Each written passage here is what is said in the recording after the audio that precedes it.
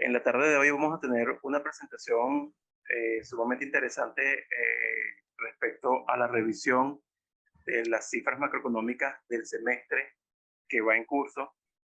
Tendremos la participación del profesor Pablo Polo. El profesor Pablo Polo es economista, egresado de nuestra casa de estudio con un máster en la Universidad de Iowa. Ha sido director de la Escuela de Economía y director del Instituto de Investigaciones. También tendremos la participación de la profesora Ana Belmonte, que también es economista de nuestra casa de estudio, con maestría en Economía de Empresas y un doctorado en la Universidad Simón Bolívar. Y finalmente tendremos a el profesor Carlos Ñáñez, también economista de nuestra casa de estudio.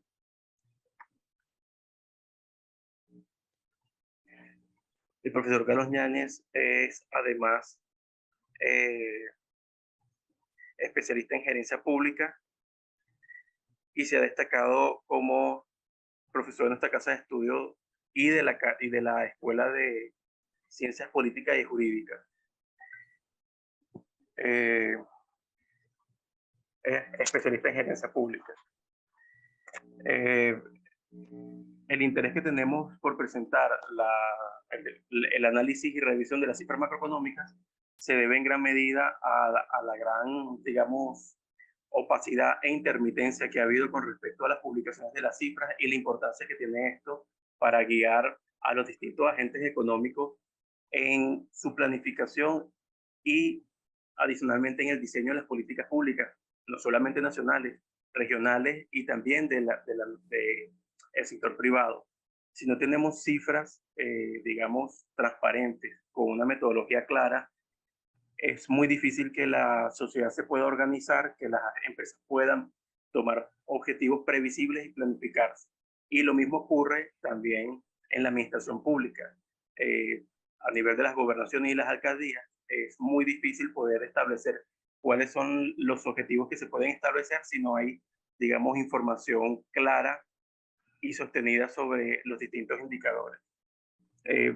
Vamos a iniciar con la presentación del profesor Pablo Polo.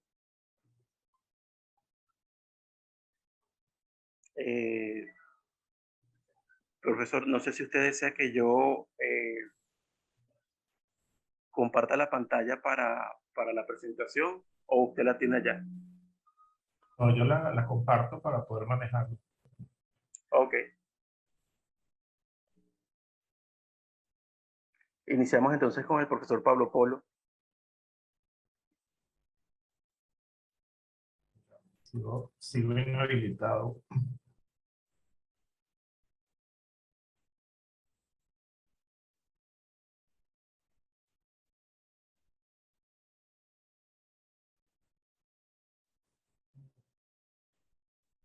Bueno, entonces compártela tú porque... Ok, ya me permitió.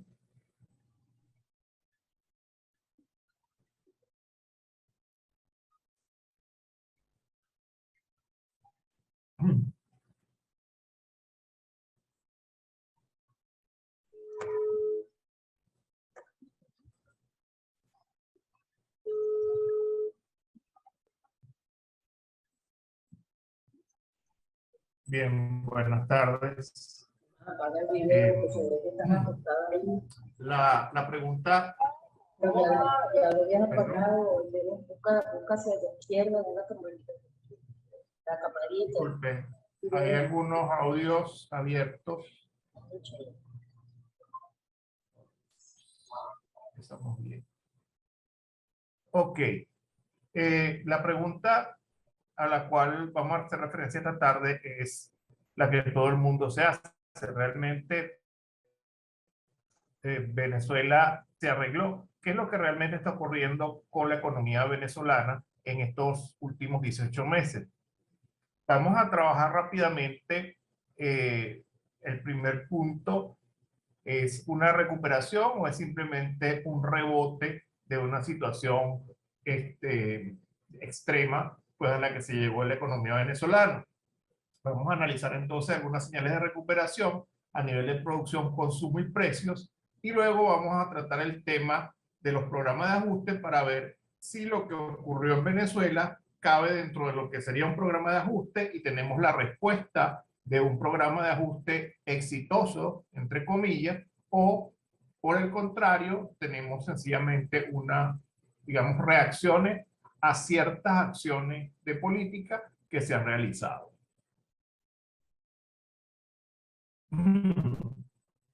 Lo primero que tenemos que revisar es el Producto Interno Bruto, porque efectivamente en el año 2021 tenemos el primer crecimiento del Producto Interno Bruto en los últimos años. Ya desde el 2015 creo no había un crecimiento en el Producto Interno Bruto. De hecho,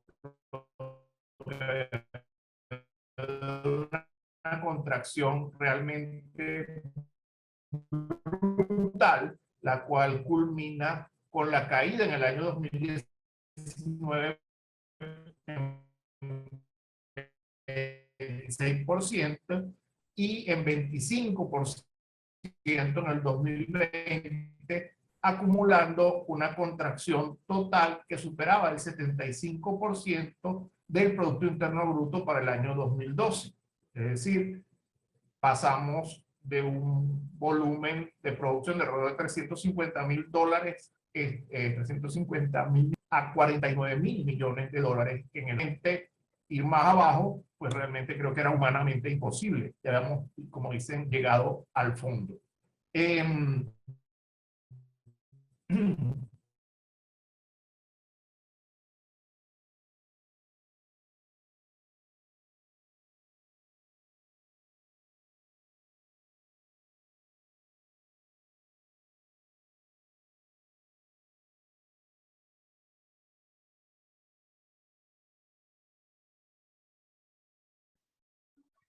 Profesor Pablo Polo,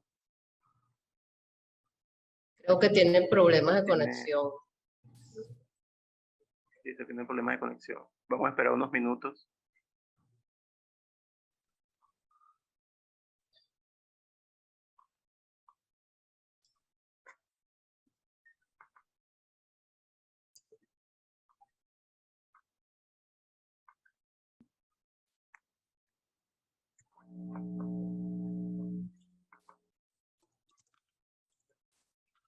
Creo que volvió. Ok. Profesor, ya volvió. ¿Qué problema con esto?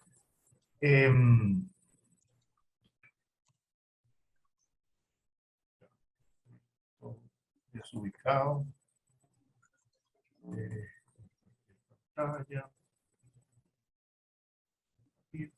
Ok.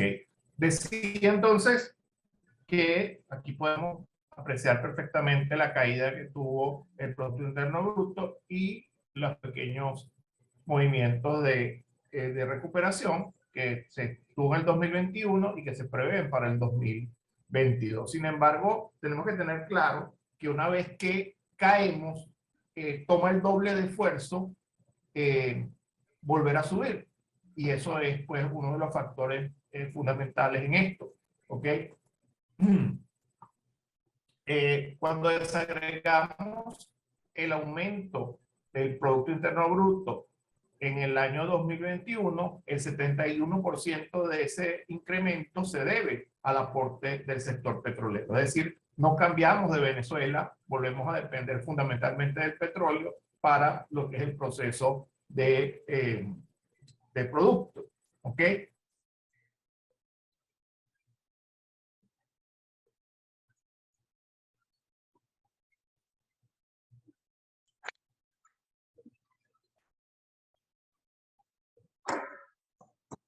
Sí, el profesor Pablo Polo está teniendo problemas de conexión.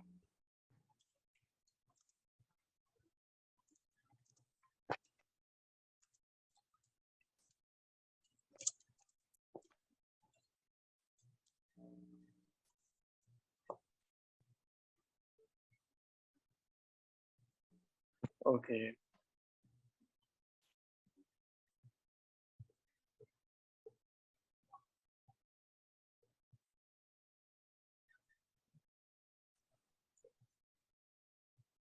Sí, se le cayó la conexión al profesor Pablo Polo.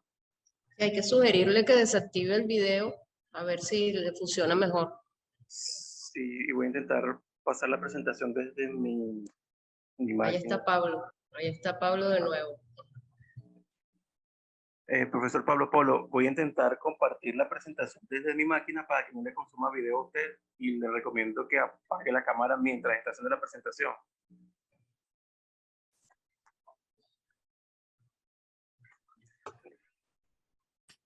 Ok, vamos a ver si de esta manera logro. Es difícil realmente concentrarse así. Bien, entonces, esta es parte de Venezuela, se arregló, ¿no?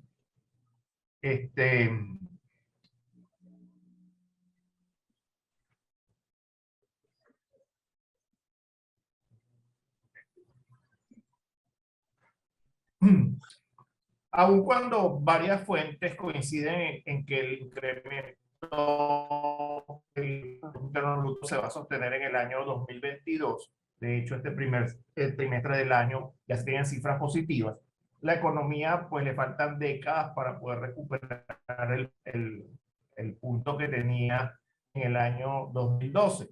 Okay, como dije antes, de 350.000 millones de dólares en el 2012, caímos a 49.000 millones en el 2020. La economía podría crecer en este 2022 entre un 5 y un 8%, impulsado de nuevo por la recuperación del sector petrolero y mayores precios en el mercado, aunque hemos visto también en los últimos días una contracción de los precios de la canasta de crudo venezolano. La recuperación del sector financiero está asociada a la apertura en el uso de las divisas, unido a permitir un ajuste de precios, que eso también fue algo importante, la eliminación de los tantísimos controles de precios que existían, ¿ok?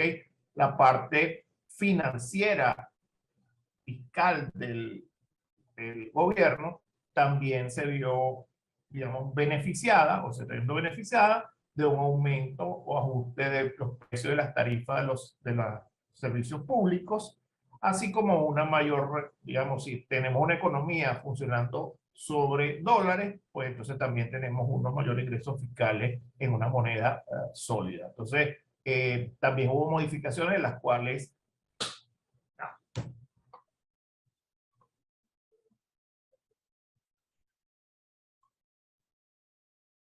no sé si estoy conectado, no sé si no estoy conectado.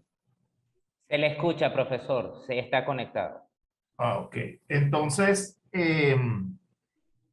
bien, entonces hay una recuperación de los ingresos fiscales y toda la estructura de multas, etcétera, se llevó también a divisas, generando pues un sostenimiento del ingreso fiscal que ha sido también importante en reducir la brecha entre ingresos y el gasto fiscal.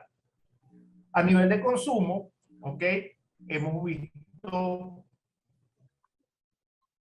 que en el año 2021 la contracción fue bastante severa con respecto a la parte pública, ya que los sueldos y salarios, pues el sector público promediaban alrededor de unos $10 por trabajador.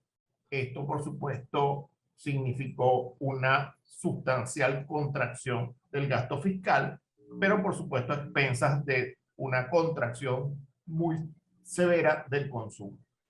¿Qué hicieron las personas? Bueno, entre otras cosas, buscaron formas alternativas de ingreso, ¿ok? Y digamos, ingresos adicionales, pues se pudieron dedicar al consumo. La estabilidad cambiaria, así como está planteado ahí entre comillas, ¿ok? También significó algo importante en la recuperación del consumo, ¿ok?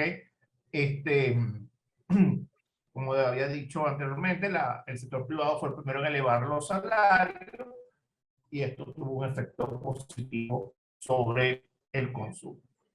El mayor efecto que se dio en la contracción de los precios y la salida de la hiperinflación se debe fundamentalmente al anclaje cambiario, y aquí es donde quizás está pues la piedra angular de todo este proceso. ¿Ok? La hiperinflación cesó, pero ya ahorita en el mes de junio el Observatorio Venezolano de Finanzas nos dice que la inflación fue de 4,5% oficiales del Banco Central de Venezuela, pero vemos que ya la inflación pues está bastante recuperada al tener ya dos cifras, ¿ok? Ya en el mes de mayo para el Observatorio Venezolano de Finanzas también alcanzó las dos cifras al llegar al 10%, y vemos cómo comienzan a surgir brechas entre la historia oficial y las otras fuentes. El BCB en el mes de mayo dijo que la inflación era de un 6,5%, mientras el Observatorio Venezolano de Finanzas decía que era 10,1%. Entonces comenzamos a ver ya los mismos procesos que teníamos anteriormente, donde el Banco Central inclusive dejó de publicar las cifras de índice de precios por un largo tiempo, porque sencillamente no había buenas noticias que dar. La inflación de junio es la más alta del año, ya sumamos 54% en el año, y eso nos dice, bueno, que no es, por supuesto, una inflación todavía que pueda sostenerse en el rango de no preocupante. De hecho, la interanual de junio a junio se ubica en 170%, lo cual es una inflación severa para cualquier país en el mundo, pero obviamente frente a inflaciones de miles por ciento que tuvimos por casi 3 años, es relativamente baja. Pero no da buenas noticias. Este paciente sigue teniendo fiebre, ¿ok? A pesar de todo lo que se ha realizado. ¿Ok? Algo también importante de destacar es de dónde viene ese aumento de los precios.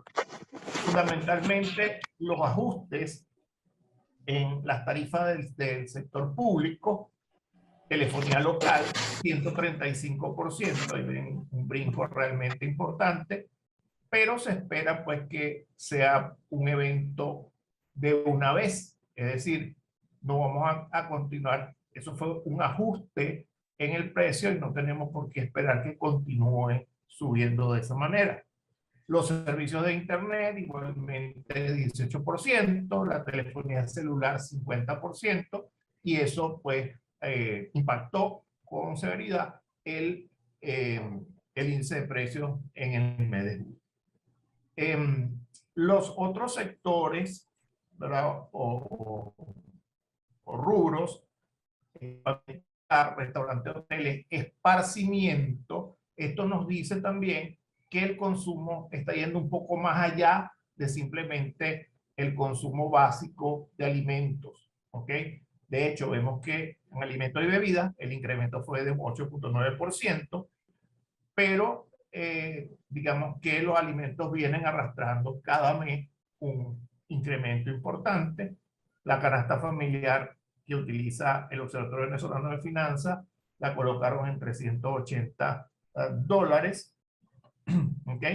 Lo cual pues es básicamente a nivel de del último salario mínimo aprobado, alrededor de 14, 15 salarios mínimos para alcanzar esa canasta familiar. Seguimos estando muy lejos el ingreso básico con respecto a lo que cuesta la subsistencia de una familia. Con respecto a los ajustes, yo coloco aquí programa de ajuste versus el programa. Es decir, estamos reaccionando frente a ciertas cosas, o realmente hay una intencionalidad, hay unas políticas direccionadas para lograr un ajuste.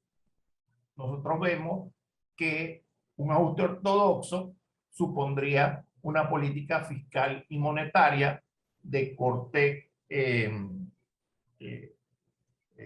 digamos, contractivo, ¿ok? Que estaríamos buscando un equilibrio a nivel fiscal, que estaríamos evitando el emitir dinero de manera excesiva, pero eso no es lo que nosotros observamos. No hay un control fiscal, no está dirigido como tal. Lo que hubo fue una contracción del gasto, del pago a los individuos. Fíjense que en marzo se da el aumento salarial relativamente pequeño, ¿ok? De $10 pasó a $30. ¿Y qué es lo que hemos visto? Bueno, que nuevamente arrancó el fenómeno inflacionario porque sigue existiendo una brecha importante, ¿ok? Entre el nivel de gasto, que está acá en amarillo, y el nivel de ingresos, que está en azul. Vemos cómo la brecha entre el gasto y el ingreso fiscal alrededor de los años de la hiperinflación era sencillamente abismal. La diferencia que existía entre ingresos y gastos, y el resultado, por supuesto, era que esta brecha la cubríamos con emisión monetaria, y esos son los resultados, esa hiperinflación que vivimos durante ese periodo. Acá seguimos teniendo una brecha, es más pequeña, pero sigue existiendo una brecha importante en los gastos, entre los gastos y el ingreso del Estado. No hay forma de elevar significativamente estos ingresos porque no hay suficiente base para mayores impuestos, ¿ok?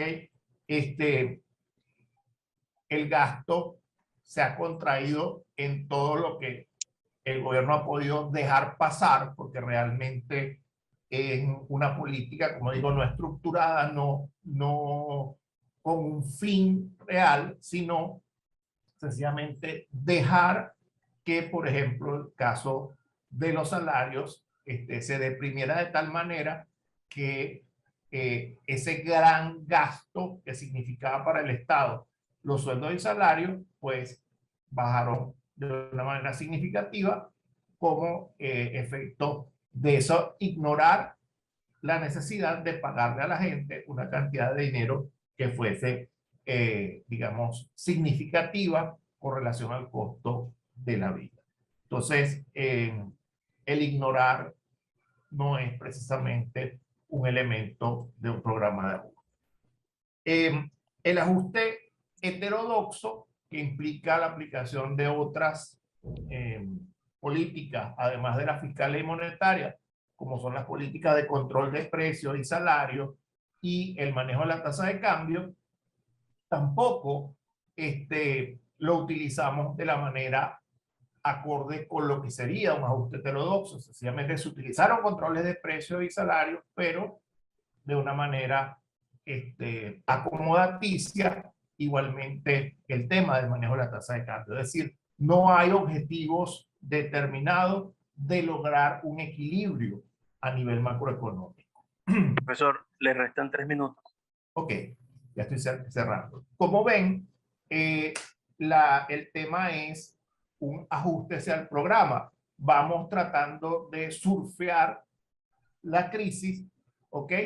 Pero las medidas que estamos tomando en muchos casos no son sostenibles en el tiempo, ¿ok? Particularmente el tema del anclaje cambiario, hemos visto cómo el Estado tiene que dejar correr el tipo de cambio, cada vez se desliza más. Ahorita nuevamente intervinieron con fuerza en el mercado tratando de frenar el deslizamiento del tipo de cambio, pero vemos que entonces comienza a ampliarse la brecha entre el dólar paralelo y el dólar oficial.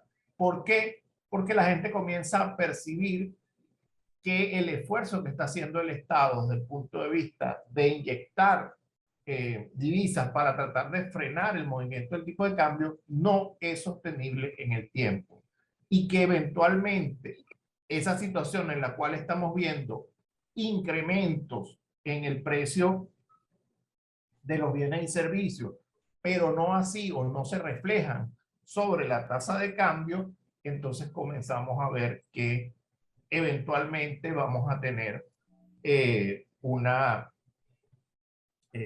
un colapso de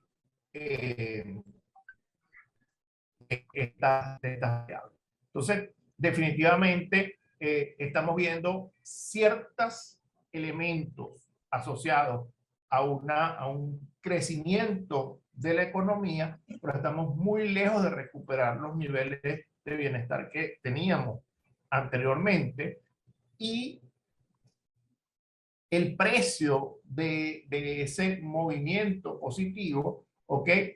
En algún momento, en el mediano plazo, lo vamos a estar pagando. ¿Por qué? Porque no hemos estabilizado la economía. No realmente. Se frenó la hiperinflación. Vayan tranquilo que ando sin video y sin sonido. ¿Perdón?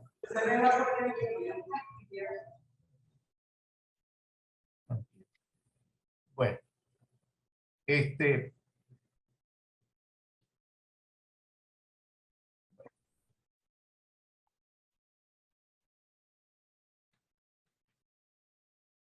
bueno, no. Profesor, por Ajá. cuestiones de tiempo, vamos a Ok. cerrar esta sesión y abrir la siguiente para evitar que nos desconecte la plataforma. La Perfecto. dirección la he copiado en el chat para todos. Entonces voy a ir cerrando esta y continuamos la siguiente, ya cerrando la presentación para iniciar la siguiente. Ok, perfecto.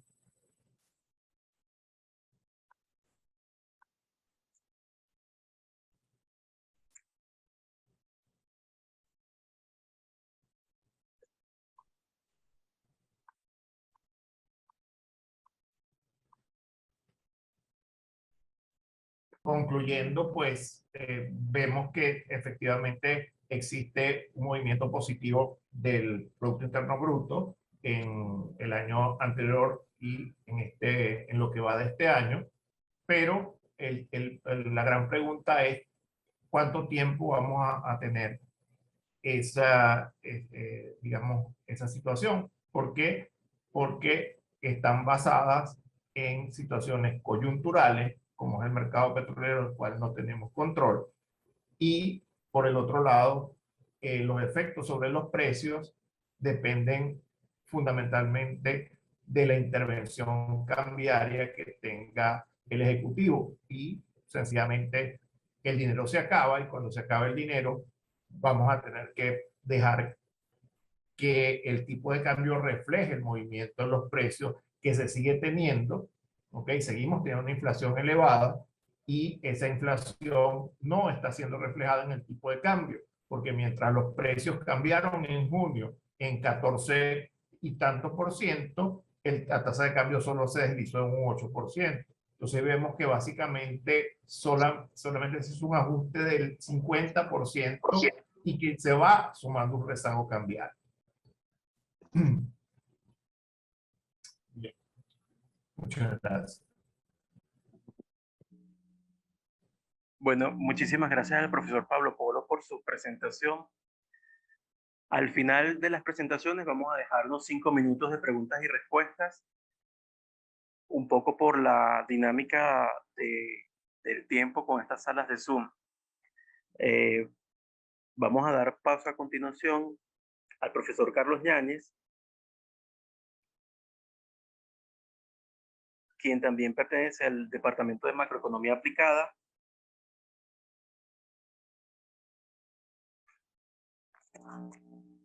¿El profesor Yáñez se encuentra allí? Sí. Ajá. Le voy a abrir el micrófono. Sí, listo, ya, estoy aquí. Okay. ¿Me escuchan? Sí, sí.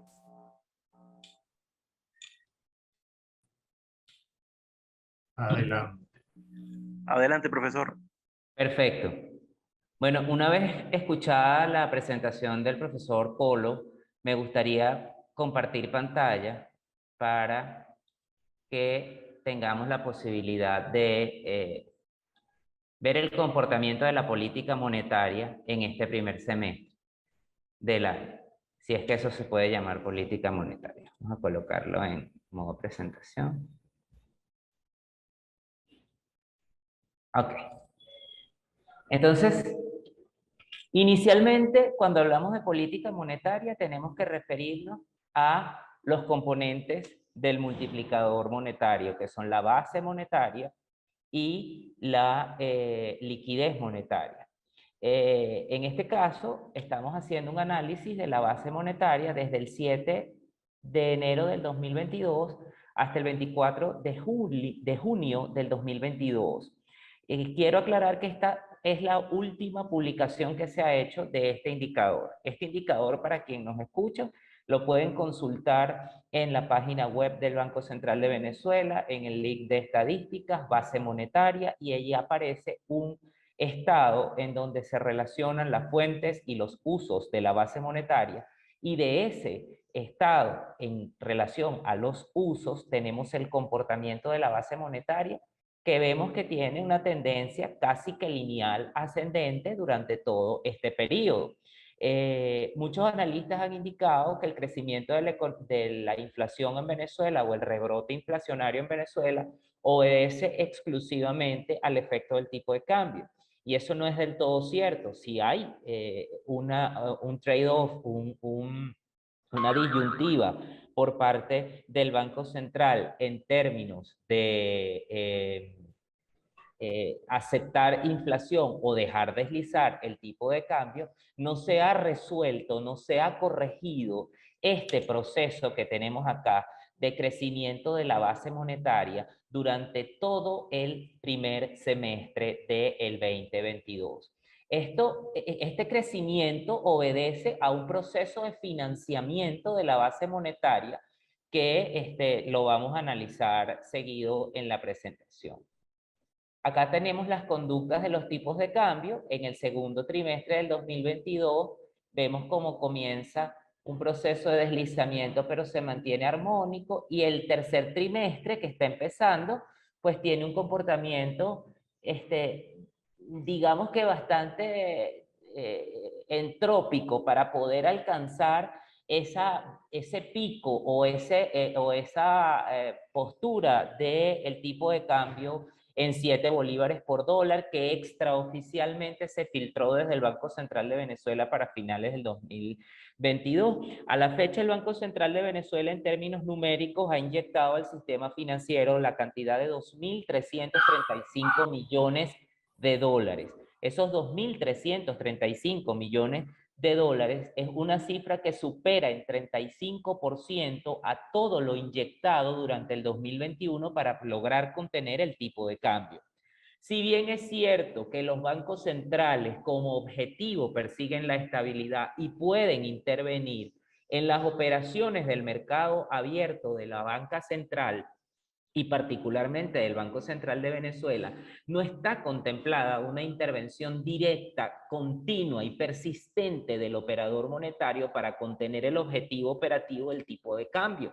Recordemos que la política monetaria tiene objetivos instrumentales, objetivos intermedios, objetivo operativo y objetivo final. En el objetivo instrumental está el nivel de reserva y la tasa de interés. En los objetivos intermedios está la base monetaria, que la acabamos de analizar, y el nivel de liquidez monetaria, y en el objetivo intermedio está el tipo de cambio, porque el tipo de cambio hay que contenerlo a los fines y medios de que no genere procesos de inyección terciaria a el sistema económico. Si nosotros seguimos analizando el comportamiento ahora de la liquidez durante el primer trimestre, desde el 7 de enero del 2022 hasta el 1 de julio del 2022, advertimos cómo hay una tendencia también de crecimiento hasta un monto de 8 millones de bolívares de la masa de la nueva especie dineraria, que cuando hablamos de 8 millones de bolívares, 8.000 millones de bolívares, tenemos que tomar en cuenta que se le han sustraído 6 ceros a la expresión. De hecho, cuando se compara 21 con 20, hay que tomar en cuenta ese proceso de reconversión que hubo en 2020, que técnicamente y a ciernes ya se ha perdido desde el punto de vista del ingreso. A nosotros se nos ajustó el ingreso en el mes de marzo a un monto de $30 y la devaluación del tipo de cambio ya lo ha llevado a 23 dólares mensuales, con un costo de canasta de 380 dólares mensuales. O sea, se requieren alrededor de 17 salarios mínimos para poder adquirir los bienes de la canasta básica. Todo esto es para llegar a esta conclusión. Existe un financiamiento en millones de dólares de 22.842 millones de dólares, que en un porcentaje de la base monetaria es 24,65%. Esto es 2.465 veces la capacidad monopólica del Banco Central para producir dinero utilizado para financiar a Petróleos de Venezuela, y duplica en 2,21%, en 221 veces lo establecido en las reservas internacionales, o lo que tenemos en reservas internacionales. Ahora bien, para hacer un poco más dinámica esta presentación, yo quise compartir con ustedes, y sobre todo si hay estudiantes en la sala, que me imagino que debe de haberlo. Déjenme ver si me permite la internet. Perfecto. A esto es el estado al cual yo me refería.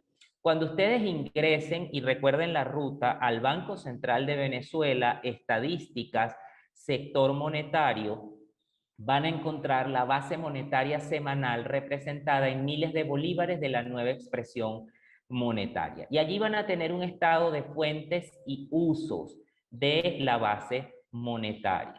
Si nosotros nos vamos acá, los usos es el total de la aplicación de la base monetaria.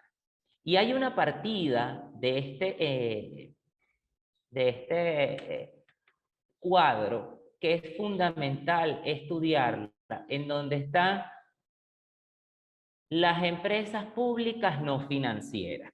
Allí se encuentra Petróleos de Venezuela. Y justamente en esta senda que estoy en este momento resaltando, está el cálculo que mostré inicialmente. Primero, el financiamiento desde Petróleos de Venezuela hacia la banca central. Desde el Banco Central, perdón, hacia Petróleos de Venezuela. Nosotros vamos a tomar este dato que está acá, lo vamos a multiplicar por 1000 porque está en miles de bolívares, y lo vamos a dividir entre el tipo de cambio. El tipo de cambio cuando hice este análisis era 5,54, ahora es 5,62. Y me va a dar un monto prácticamente igual, 24,65, 2,18 veces la base monetaria. Siempre tenemos que tomar en cuenta acá el total de usos para saber contra qué voy a comparar este monto de financiamiento en dólares expresado acá, pero voy a tomarlo el que está en bolívares y lo voy a dividir entre su contrapartida de usos a el final de la senda estadística, que es el 24,6, y me da 24,65%. Si nosotros comparamos esa conducta con la conducta que tenía el Banco Central, lo que presentaba el Banco Central en 2021, advertimos que aquí era 75%, 75 o 70% de financiamiento desde el Banco Central hacia Petróleos de Venezuela, pero el monto era de 25.000 millones de dólares, es decir, que se corrige la cifra, digamos que relativa, pero nominalmente me mantengo igual, porque lo único que he hecho es dejar de reposar ese financiamiento únicamente en la generación de dinero, sino como hay una externalidad positiva cifrada en los precios, en los altos precios del barril de petróleo como consecuencia del conflicto en Europa Oriental, desde luego hay un mayor rango de acción para el gobierno para poder seguir empleando esta política de quemar divisas que, repito, es una política absolutamente costosa, es una política onerosa, es una política ineficiente porque el paciente, que es la economía venezolana, sigue demostrando que está afectada por un rebrote de inflación. Yo voy a parar de compartir acá para compartir los datos del cálculo de la inflación. A la fecha, de acuerdo al Banco Central de Venezuela, no hay datos del mes de junio, y ya estamos a 13 de julio. No vemos el dato porque me imagino que estarán buscando la manera para poder explicar cómo hay 2 dígitos de inflación, pero OBF sí lo tiene, 14,5, 172,10, 55,2% de inflación acumulada. Esto es una inflación evidentemente superior a lo que teníamos en la senda desde enero hasta la fecha. Es más, si utilizamos el Observatorio Venezolano de Finanzas, nosotros dejamos de tener 2 dígitos de inflación en abril del 2021 para en julio del 2021. En agosto tuvimos 2 dígitos, pero comenzamos a tener un dígito a partir de septiembre del año pasado. Durante toda la senda hasta el mes de mayo tuvimos un dígito, para luego en mayo tener 2 dígitos de inflación. El Banco Central indica que hay un dígito de inflación, pero detenerse en la interpretación de si son 2 dígitos o un dígito es una discusión absolutamente baladí, porque en el caso del mes de mayo se reportaba 152% de inflación, y en el caso del Banco Central para el mes de mayo se reportaban 167% de inflación, porque, bueno, hay que tomar en cuenta este dato que es absolutamente peculiar de 1,4% de inflación a finales del mes de marzo, sin tomar en cuenta el efecto de expectativas que tendría el ajuste del salario, sobre todo en términos del sector público. Yo sé que el pago del salario del sector público es absolutamente insuficiente, pero el valor del pasivo laboral debió de ser tomado en cuenta por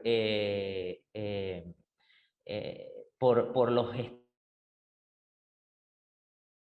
gestores de política. ¿Qué da cuenta de todo esto? Conclusiones fundamentales. No tenemos un Banco Central autónomo ni independiente. Y no lo tenemos porque la semana pasada, con solo 3 días hábiles, el Banco Central quemó $100 millones para mantener el tipo de cambio oscilando entre la banda de 5 a 5,61 bolívares por dólar. Esto se va a poder mantener mientras existan reservas operativas provenientes del comercio petrolero, del intercambio petrolero, que favorezcan a la República. En el momento en que esa realidad se revierta, pues va a ser imposible que el Banco Central fomente el tipo de cambio. El tipo de cambio de equilibrio está entre 8,5 y 9 bolívares por dólar, haciendo el cociente entre masa monetaria y reservas internacionales para tener esa conclusión allí. Correcto, ese efecto allí. No tenemos un banco central entonces independiente. Cuando yo me refiero a la independencia, me refiero a la cualidad de asumir una política monetaria distinta a la espasmódica, porque esta política de quemar divisas vemos que está sustentada o amparada por el efecto de los precios favorables del barril de petróleo. En el momento que esa realidad se revierte, en el momento que esa realidad no exista, en el momento en que no contemos con el músculo financiero y que el mundo entre en un proceso de contracción económica, como ya muchos analistas lo están indicando, bueno, nosotros nos vamos a también ver afectados por esa en realidad.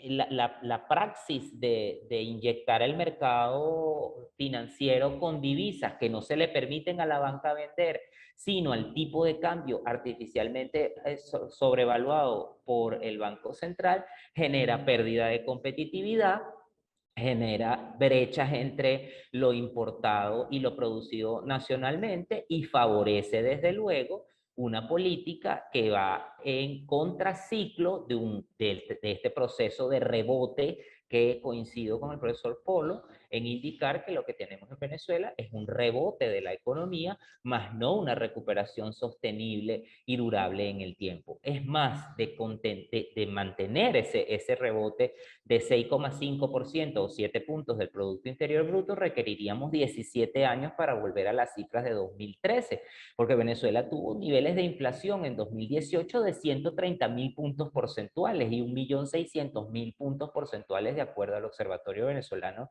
de Finanzas, y una contracción como ningún otro país la ha tenido. Entonces, el problema de todo o el óbice de las conclusiones de estas cifras es aquella célebre cita de James Carville, es la economía, estúpido. Es decirle a la gente, el problema de Venezuela es la economía, es que no se ha resuelto el problema económico, es que se ha absolutamente improvisado en materia tanto fiscal como monetaria. Y desde el punto de vista monetario, todos esos financiamientos de los cuales nos presentaba el profesor Polo, los histogramas en donde hay una brecha entre la senda del ingreso y la estructura de gasto público, se siguen manteniendo en la actualidad a pesar de una política de hipercontracción del gasto público que tiene el Ejecutivo Nacional y de un default selectivo, pero hay un volumen de gasto público que se sigue monetizando por la vía del financiamiento desde Banco Central de Venezuela, como lo mostré en los gráficos. Ese financiamiento en gran parte va para gasto corriente de Petróleos de Venezuela, para pago de 401 inclusive, que es nómina. Entonces, cuando analiza ese estado de la base monetaria, pues llega a las conclusiones de cómo el Estado termina ahorrando, y el Estado termina ahorrando en función, ahí vuelvo a compartir pantalla, estas empresas públicas no financieras en donde está Petróleos de Venezuela, en función a la contracción que sufren las instituciones públicas sin fines de lucro, los gobiernos estatales y municipales, las sociedades de garantía, las inversiones, acá tenemos los redescuentos de operaciones y anticipos de operaciones de la banca central, es decir, hay una contracción, otras sociedades de depósitos, es decir, en donde el Banco Central deja de inyectar, y inclusive en el caso de los gobiernos regionales y locales tiene en toda la senda deudas, y desde luego cierra negativamente o por debajo de lo planteado, porque envía menos de lo presupuestado, de lo solicitado vía situado constitucional. Entonces, para financiar o para lograr este financiamiento de las instituciones, de las empresas públicas no financieras, que es lo podemos encontrar para que ustedes estén claros, es la partida 2,15 o 2,15, empresas públicas no financieras.